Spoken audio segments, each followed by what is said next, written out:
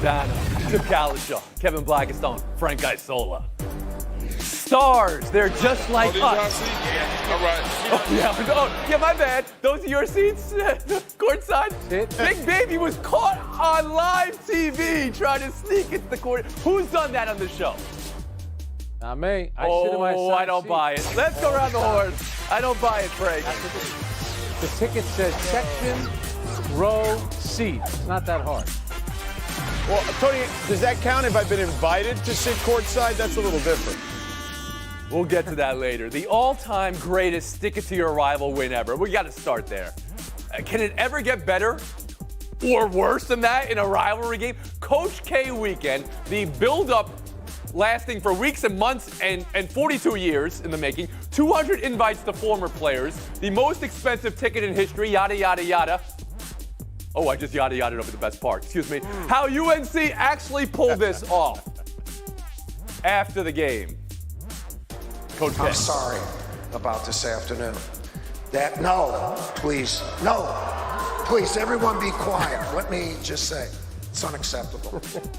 Tim, he called it unacceptable. How do you hear Mike Krzyzewski there? How did Duke lose the farewell game? Okay, everybody be quiet here for a minute and I'll explain it to you, okay? I mean, here's the thing. It doesn't even matter. If they had won the game, nobody would be talking 20 years from now. Remember when Duke won their last game under Coach K? They won almost 1,200 games. He's won more games than anybody. It doesn't matter in terms of their seeding. And I would think if anybody could put it behind him pretty quickly and move on, knowing that the tournament is still to come, it would be more than a basketball coach himself who has done so many things on so many levels and winning gold medals in addition to all the Final Fours. It was just funny to have him scolding the crowd and still talking about. But you think this game meant nothing then, is what you're saying?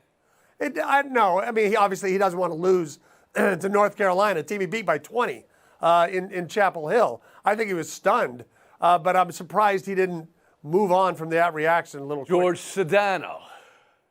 Well, Tony, I could understand why he'd be upset. First of all, you don't go to Duke and expect to get like Dick Vermeil, who's going to cry with you, or Sean McVay, who's going to chest bump with you. He's going to be upset if he loses. That's the reality of who he is. He's true to who he is. But what I'll add is this, is that they gave up 55 points in the second half. So any coach would be upset in that situation because they haven't given up 55 points in a half since 2017, round 2 of the NCAA tournament. That's how far back you have to go. So I understand how that happened. That's how North Carolina was able to win the game. They lost focus, and now seeding is at play here. The ACC is down this year, so seeding is going to matter if you're Duke. Frank Isola, how did Duke lose the Coach K farewell game at Cameron Indoor? You know what? That was a made-for-television event. It was about before the game, and because of Texas and Kansas, we couldn't see anything that happened before the game. And it was about after the game with that ceremony. But to stand there and call it unacceptable after he probably reamed his players out, don't make it about those players there. They've had enough pressure on them this year as it is to begin with because it's your last year. Everything's your last time here, your last time. It's your last time at Cameron Indoor Stadium. You have all those great players there, Grant Hill, Christian Laettner, J.J. Redick, and you're calling out these guys, calling it unacceptable? Why? They tried. Carolina was better. Maybe give credit to former Knick draft pick Hubert Davis and the job that North Carolina did winning that game. Oh, jeez. And Kevin Blackistone. Knicks. Well, one reason he may have been upset, it may not have been just at the players, but the fact that if you look at the free throws, you figure you get a little home cooking in your last game. 6 for 8, that was Duke. 19 for 22, that was North Carolina. So you're saying Duke doesn't get the calls? Is that what you're saying, Kevin Blackistone? They didn't.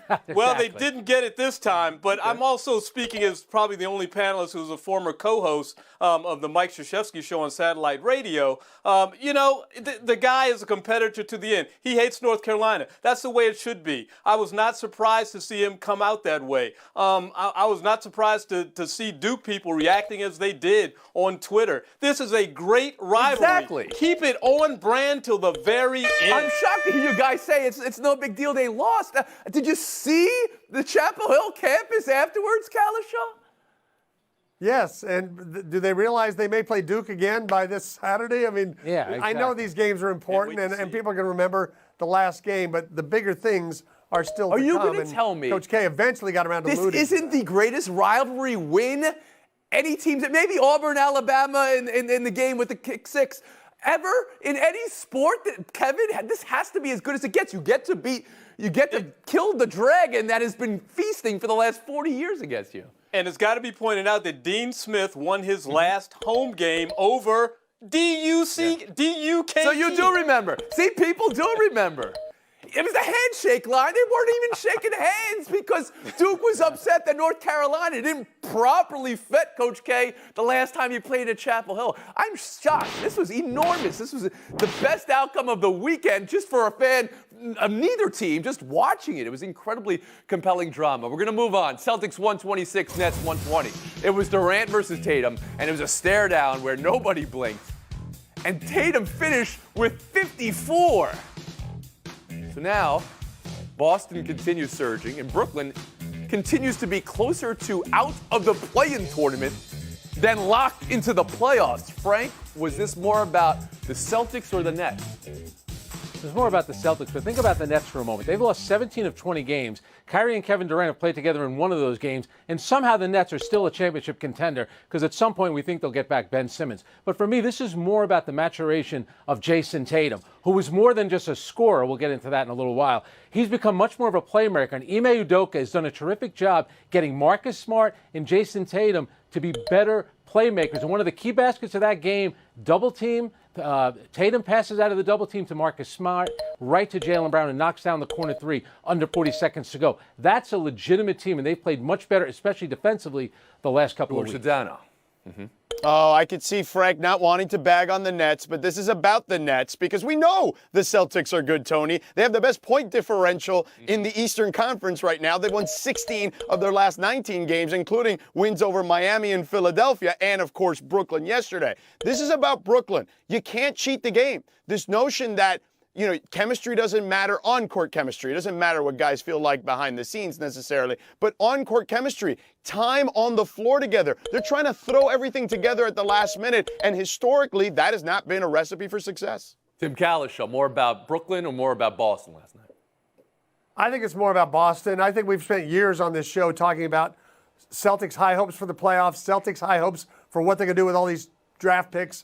Danny Ainge had stockpiled, and all those things ended, most of them since 2008, have ended in disappointment. And now everybody's talking about Miami, they're talking about Philadelphia, maybe they're talking about Brooklyn, and the Celtics are kind of quietly hanging right where they need to be, and I don't see any of those teams as certain victories over Boston in the playoffs. Everybody's talking about those other teams. I guess nobody's talking about Milwaukee, the defending champs, who Kalishow avoided right there. They're okay. Kevin Blackstone, how about you? Yeah, well, to me, this is all about the C's. I mean, we haven't been talking about them enough. We've talked about the Nets' failures way too often. And it's also about Jason Tatum, who right now is the most explosive player in the NBA. I mean, this guy is grabbing 50 pieces off of other people like it's nobody's business. He's a fantastic scorer from everywhere on the floor. And the team's been playing fantastic. I mean, I got to think that this is, I hate to use that cliche phrase, but this is the team that nobody's going to want to see because of a guy like Jason Tatum. And remember, he's doing this now not just on his own, saving the rest of the team because people are missing. He's doing this within the team concept. And to Tim's point, I think talking about spreading the ball around, I mean, he's a facilitator. It's fantastic. All right, you don't need to give Tim a point for that. You're fine with that point on your own. Although, most explosive, not Ja Morant for Blackstone, Jason Tatum. We're gonna get back to that maybe later. Frank Isola after the horn. Well, the one name that we didn't mention that we always used to mention on this show is Brad Stevens. Let's give him credit for this. He hired the guy to replace him, Ime Udoka, and he went out at the trade deadline and got Derek White and Daniel Tice, two guys, role players that help you win. So Brad Stevens, he's not coaching the team, but he might be doing a better job right now as a GM. So Brad Stevens doesn't get enough credit and Duke doesn't get enough calls. That's what we've got in the first two segments of the show today. Let's move on. One more story here. LeBron, 56. That he still has 56 in him at 37. It's natural wonder of the world, UNESCO heritage site type stuff, right? George, you were on the call in this game. A little bonus points for that, a little play-by-play. What did you witness? We witnessed LeBron's greatness one last time. You know what I'm saying? Like, I think that, I'm sure he's going to have some more in it, but we got an opportunity to witness it in real time. You don't have a lot of guys at 37 years old that got 50 some odd points in their bag. I mean, Kobe did it in his last game, but to have his Laker high in a game that they needed on national television against a team in the Warriors, Steph Curry, the guy who's been his biggest individual rival in his time, I thought was meaningful. And they need every win they can get because they were teetering on that play-in area, much like Brooklyn was. Tim Kalisha. By the calendar, this should be LeBron's Wizards wearing the 4-5 portion of his career, and this is clearly not. He's averaging over 29 points a game. It's his highest average since his last year in Cleveland. Oh, by the way, he's got a higher field goal percentage and a higher three-point percentage this year than he did that year before he took his act to South Beach. So somehow he has stalled Father Time. Now, he can't do anything about his surroundings at the moment for this year, but it is preposterous what he's doing in year 19. Yeah, I agree. All of a sudden, people who said that he'd be a fool and it would be a horrible fit for him to go back to Cleveland, I think they could fit in a 56-point outing from LeBron James. I think anybody could. I mean, it's just amazing what he's doing this year. I mean, he's playing like he was playing when he was 25. And the other thing is he's had an extremely consistent career. I mean, even though I say that, that's only a few, you're talking about a couple of points. I mean, this guy just continues to do it all, keeps himself in shape, and has a fire not to go out and embarrass himself anymore. It's a remarkable performance. Frank Isola. Boy, you guys talk so. I almost forgot that they have a losing record. But the one thing about LeBron, he'll never cease to amaze you. ABC's in the building. The Golden State Warriors, they got George Sedano, Tim Legler, and he puts on an epic performance. And it was funny because on his television show, The Shop, he was upset about the fact that people don't call him a great scorer. Yeah, because we just call you a great player. You're one of the best, if not the greatest player of all time. We don't put you into a box of scorer, rebounder, defender. You're all of that, not just a scorer. Okay, well, isn't he one of the greatest scorers of all time? When he retires, he's going to have the all-time scoring record. Yeah, great player, but he'll be remembered as one of the greatest players, not just scorers. He's not just limited one to part that. of the game. You're upset that he's You're a upset terrible about scorer. this, Frank. You're upset that he's upset about this. This is like an upset centipede here. I'm upset with my scores. My scores are never great. All right, so the oldies to score 50 in a game. You alluded to the Kobe, of course, George, right? Which we understand that was his last game. He scored 60. That's the record. And then there's Jordan, who wasn't wearing 45, by the way, in Washington. Tim Kalisha. Do we know the other person who scored 50 plus at 37? I'll just say Jamal Crawford, brother. Jamal Crawford. There you go, Isola. Scoring late. Buy or sell next. Another former. Relax. Our long national somnolent affair. It's going forward, but maybe in the near future it could result in Aaron Rodgers signing long-term with the Green Bay Packers for a deal that Jeremy Fowler says changes the landscape of quarterbacks in the NFL. George Sedano, buy or sell the Packers here? I'm buying it for the Packers, Tony. He's the back-to-back MVP, and it seems clear that Jordan Love isn't ready just based on their decision-making wanting to move forward with Aaron Rodgers. I am selling, though, the Panchakarma cleanse, though, the 12-day cleanse that includes, inducing vomiting. And I'm saying that as an intermittent fasting guy, okay? No inducing the vomiting, selling the vomiting. Tim Kalisha. I'm going to say Green Bay looked around and saw no Tom Brady in Tampa Bay.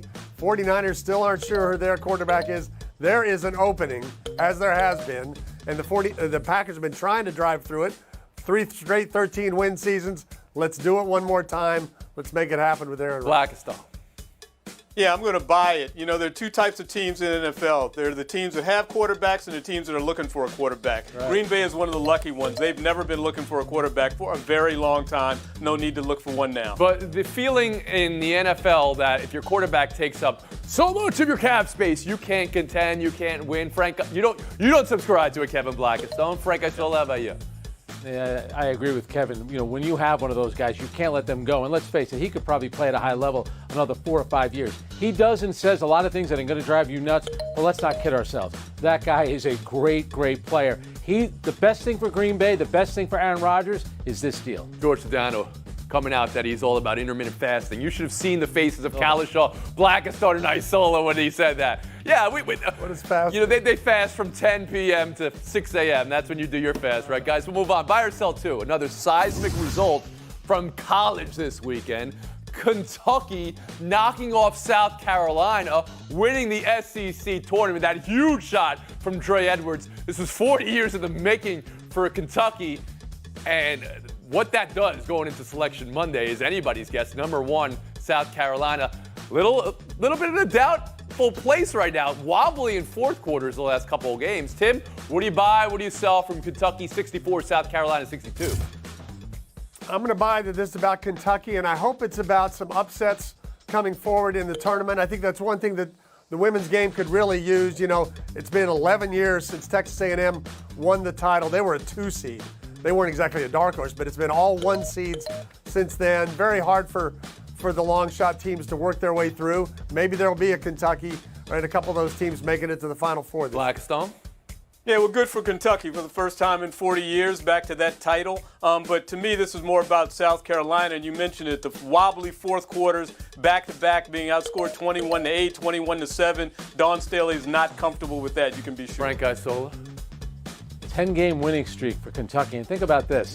In this tournament, to beat the 1, the 2, the 3, and then the number 10 seed. And Dawn Staley, the South Carolina coach, after the game, you know what she said? This is unacceptable. No, she didn't say that. She said, hats off to Kentucky. Imagine that. Isola is just heat-seeking. Sedano, how about you? Tony, I'm buying this is good for South Carolina because Dawn Staley did say that it was just 2 bad quarters that they dealt with. And to Tim's point, this has been about the Blue Bloods in this tournament, and this team needs to be more focused. And I think that that's the reality of where they're at right now, is that this loss will be a good thing for them in the long term. It's a fine argument, George Sedano, but that enables me to say this loss today will be a good thing for you.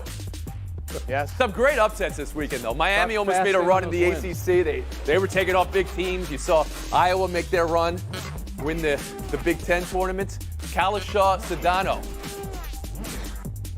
out, and a great view of this showdown. Frank Isola making a run versus Kevin Blackistone in 2 minutes.